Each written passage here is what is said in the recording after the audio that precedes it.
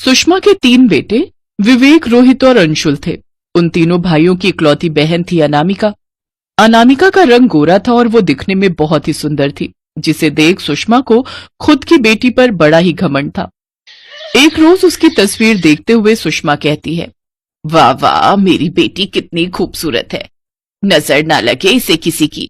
आ थु थु थु थु थु थु थु। मैं अपने तीनों बेटों के लिए भी सुंदर सी गोरी सी बहुएं लेकर आऊंगी, ताकि इस खानदान में आने वाले वंश भी गोरे और सुंदर ही हों। लेकिन विवेक, रोहित और अंशुल के मन में तो कुछ और ही चल रहा था। मैं जानता हूं भैया, माँ कभी हमारी शादी के लिए नहीं मानेगी। कह तो तू ठीक रहा है छोटे, इसलिए अब हमारे पास एक ही रास्ता है। फिर तीनों भाई अगले ही दिन अपने पसंद की 3 लड़कियों से शादी कराते हैं, जिनमें सबसे बड़ी बहू राधिका, मंझली बहू सोनाली और सबसे छोटी रीना होती है। लेकिन अपनी तीनों बहुओं को देखकर तो सुषमा का पारा 7वें आसमान पर चढ़ जाता है, क्योंकि उसकी तीनों बहुएं ही काले रंग की होती हैं। मैंने तुम तीनों को पाल पोस कर इसीलिए इतना बड़ा किया था कि तुम अपनी माँ के सपनों को चकनाचूर कर सको। अरे कम से कम जात बिरादरी और समाज के बारे में तो सोचा होता। पूरी दुनिया में तुम तीनों को ये कलूटी लड़कियां ही मिली थीं। माँ, ये अब हमारी पत्नियां हैं और इस घर की बहुएं हैं, इसलिए अब आप इन्हें अपना लीजिए, नहीं तो हम ये घर छोड़कर चले जाएंगे। इन तीनों को नहीं अपनाऊंगी तो मेरे बेटे मुझे छोड़कर चले जाएंगे।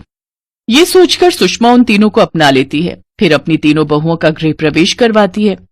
अगले दिन से ही वो तीनों अपने ससुराल की सारी जिम्मेदारियां संभाल लेती हैं, जिसे देख सुषमा बहुत खुश होती है। साथ ही वो उसे तरह तरह का खाना बनाकर खिलाती हैं। तुम तीनों का रंग भले ही काला है, लेकिन तुम्हारे हाथों में तो कमाल का स्वाद है। सुषमा ये कही रही होती है कि तभी दरवाजे की घंटी बजती है। सबसे छोटी बहू रीना जाकर दरवाजा खोलती है। जी, आप कौन? अनामिका हाथ में 3 गिफ्ट लिए खड़े होती है। काले रंग की रीना को देखकर अनामिका कहती है, लगता है माँ ने घर में मेड रख ली है। अच्छा सुनो, जल्दी से मेरी माँ और मेरी प्यारी प्यारी भाभियों को बुलाओ। रीना अंदर जाकर सुषमा को बुला लाती है। अरे अनामिका, तुम यूं अचानक? अरे हॉस्टल से आने की खबर तो कर देती, मैं तुम्हारे भाइयों को भेज देती तुम्हें पिक करने के लिए। अच्छा, इनसे मिल। ये है तेरी तीनों भाभियां। ये सबसे बड़ी राधिका, मंझली भाभी सोनाली और ये है सबसे छोटी रीना। ये सुनते ही अनामिका के हाथों से सारे गिफ्ट नीचे गिर जाते हैं। ये तुम क्या कह रही हो माँ? ये नौकरानियों जैसी शक्ल की लड़कियां मेरी भाभी? भाई की पसंद इतनी खराब कब से हो गई? इन्हें देखकर तो ऐसा लग रहा है मानो इन्हें किसी ने ज्यादा देर के लिए तवे पर रख दिया हो, इसलिए इनका रंग इतना काला हो गया है। छी, इतनी काली कलूटी मेरी भाभियां। जुबान संभाल कर बात करो अनामिका, ये तीनों अब तुम्हारी भाभियां हैं। अरे काहे की भाभियां? ये तो हम गोरे लोगों के साथ खड़े रहने लायक भी नहीं है। अरे ऐसी शक्ल की लड़की को तो मैं अपने घर की नौकर भी ना रखूं। अनामिका गुस्से में वहां से चली जाती है। उसकी बातें सुनकर तीनों भाभियों की आंखों में आंसू आ जाते हैं। अगले दिन जब राधिका अपनी ननद के कमरे में झाड़ू लगा रही होती है, तो अनामिका जानबूझकर पैर अड़ाकर उसे गिरा देती है। फिर वो जोर जोर से हंसने लगती है। फिर गुस्से में कहती है, ऐ कलूटी, क्यों दर्द का बहाना बना रही है? चल अब जल्दी से उठ और मेरे सारे कमरे की सफाई अच्छे से कर, समझी? और तुम सलोनी, तुम जल्दी से मेरे लिए बढ़िया सा नाश्ता बना लाओ, और रीना भाभी तुम मेरी मसाज करो।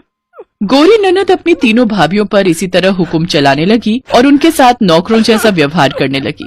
लेकिन वो तीनों घर में शांति बनाए रखने के लिए किसी से कुछ नहीं कहती। ऐसे ही समय बीता। फिर तीनों बहुएं एक साथ गर्भवती हुई और ठीक 9 महीने बाद तीनों ने सांवले रंग के लड़कों को जन्म दिया। कुछ दिन ऐसे ही बीते।